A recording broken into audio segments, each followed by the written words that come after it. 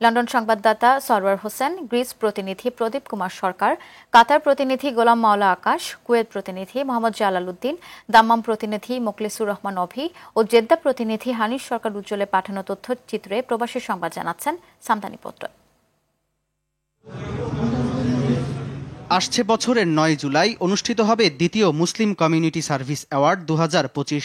বুধবার London Muslim সেন্টারে event লঞ্চে মুসলিম কমিউনিটি সার্ভিস অ্যাওয়ার্ডস কমিটির চেয়ারম্যান দিলওয়ার খান এ ঘোষণা দেন।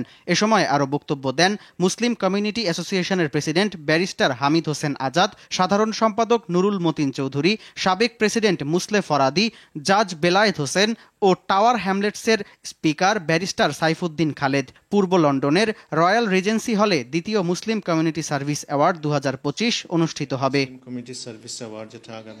মহান বিজয় দিবস উপলক্ষে বাংলাদেশ কমিউনিটি ইন গ্রিসের উদ্যোগে স্বাধীনতা যুদ্ধে সকল শহীদের আত্মার মাগফিরাত কামনায় দোয়া ও আলোচনা সভা অনুষ্ঠিত হয়েছে।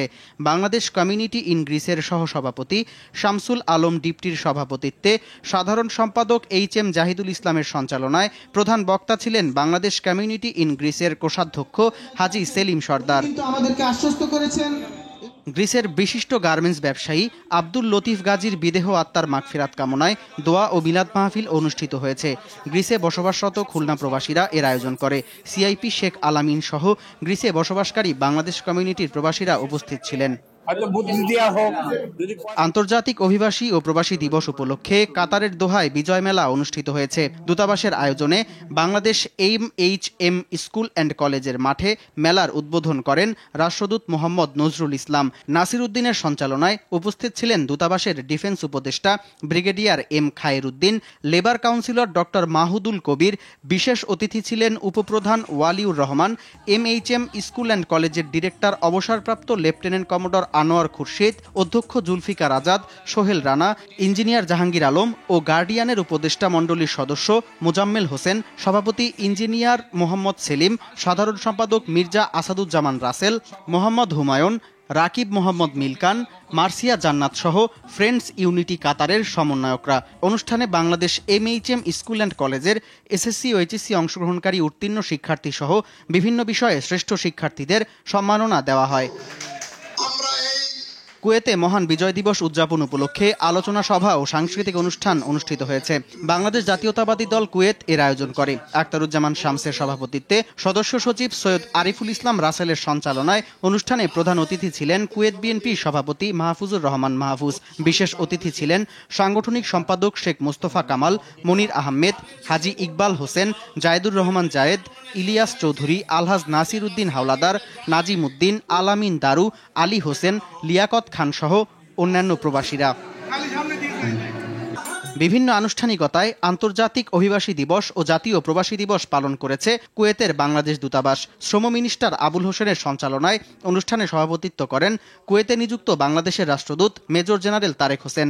অনুষ্ঠানে উপস্থিত ছিলেন বাংলাদেশ দূতাবাসের প্রতিরক্ষা উপদেষ্টা brigadier general Rakibul Karim Chowdhury, councillor ও দূতালয় প্রধান মোহাম্মদ মুনিরুজ্জামান ও তৃতীয় সচিব আব্দুল লতিফ ফকির সহ প্রবাসীরা।